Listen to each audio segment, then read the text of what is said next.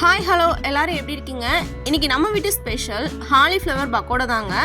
நம்ம பஜ்ஜி மாவுலையே எப்படி செய்யுதுன்னு பார்க்கலாம். அதுக்கு முன்னாடி சின்ன டேஸ்டான ரெசிபிக்கு நம்ம சேனலை சப்ஸ்கிரைப் பண்ண மறந்துடாதீங்க. அதோட சேர்த்து ஹெல்த் டிப்ஸுக்கும் நம்ம சேனலை ஃபாலோ பண்ணி வச்சுக்கோங்க. எண்டு ஸ்க்ரீனில் ரெசிபிஸ் ஆட் பண்ணுறேன், போய் விசிட் பண்ணி பாருங்கள். ஓகே, வாங்க வீடியோக்குள்ள போகலாம்.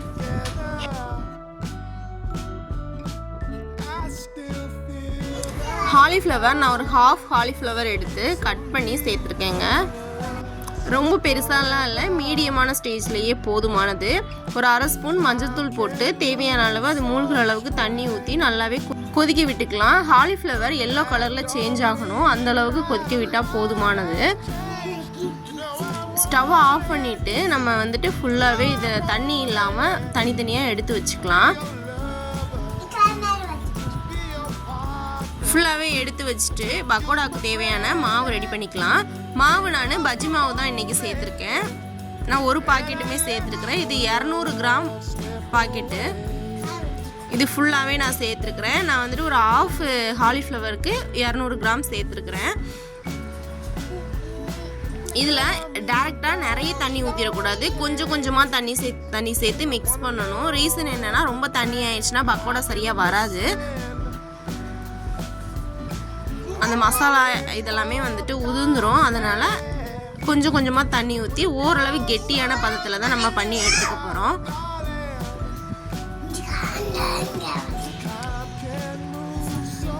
இந்த பக்கோடான்னு கிடையாது, நீங்கள் நார்மலி பஜ்ஜினாலுமே டேரெக்டாக நிறைய தண்ணி ஊற்றிடக்கூடாது, கொஞ்சம் கொஞ்சமாக தண்ணி சேர்த்து மாவை கரைச்சி எடுத்துக்கணும்.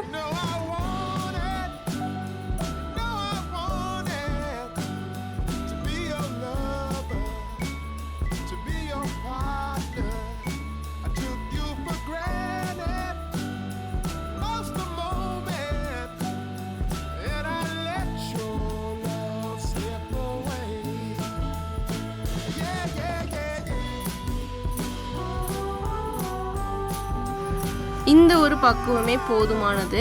நம்ம வந்துட்டு எடுத்து ஊற்றும் போது இந்த மாதிரி ஊற்றுற மாதிரி இருக்கணும்.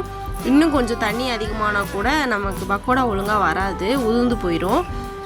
நம்ம கடாயில் ஆயிலை சேர்த்துக்கலாம். பொரிக்கிறதுக்கு தேவையான ஆயில் சேர்த்துக்கலாம்.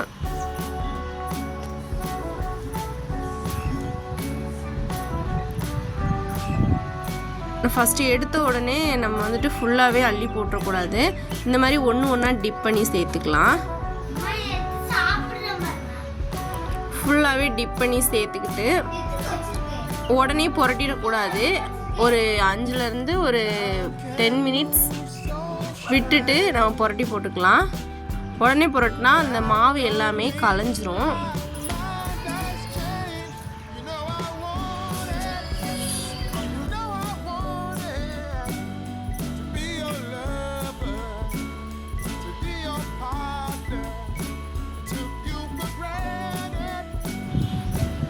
பக்கோடா ஃபுல்லாகவே கலர் சேஞ்ச் ஆகி வரும்போது லைட்டாக ப்ரௌனிஷாக வரணும். அந்த ஸ்டேஜில் நம்ம வந்துட்டு ஃபுல்லாகவே வடிகட்டி எடுத்துக்கலாம்.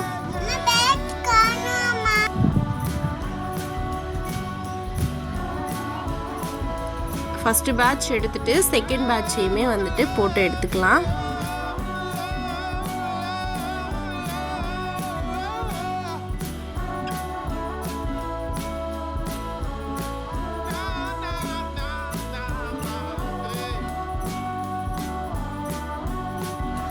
செகண்ட் பேட்சுமே இந்த மாதிரி சிங்கிளாக போட்டால் நல்லா தான் இருக்கும். பட் எனக்கு அவ்வளோ பொறுமை இல்லை அப்படிங்கிறதுக்காக நான் மொத்தமாகவே போட்டு எடுத்துக்கிட்டேன்.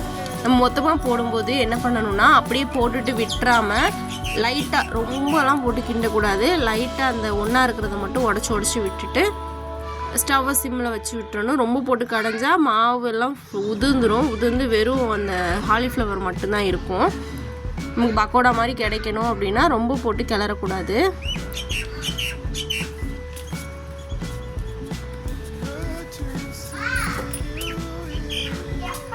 நான் அப்படி இருந்துமே கொஞ்சம் ப்ரெஸ் பண்ணி இது பண்ணனால கொஞ்சம் உதிர்ந்தது உங்களுக்கு தெரியும்னு நினைக்கிறேன். அதனால் நீங்கள் போட்டு எடுக்கும்போது இந்த மாதிரி சிங்கிளாக போட்டு எடுங்க. இந்த மாதிரி மொத்தமாக போடாதீங்க.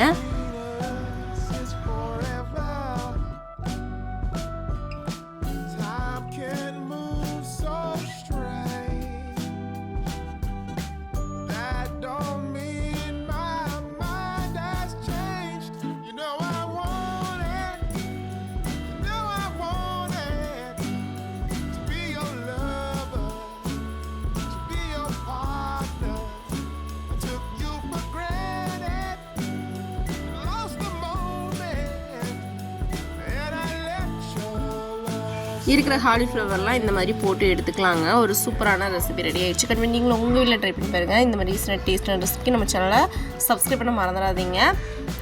ஓகே, எந்த ஸ்கின்ல ரெசிபி ஸ்டார்ட் பண்ணுறேன், போய் விசிட் பண்ணி பாருங்கள். ஓகே, தேங்க்ஸ் ஃபார் வாட்சிங். பாய். இன்னொரு வீட்டில் பார்க்கலாம்.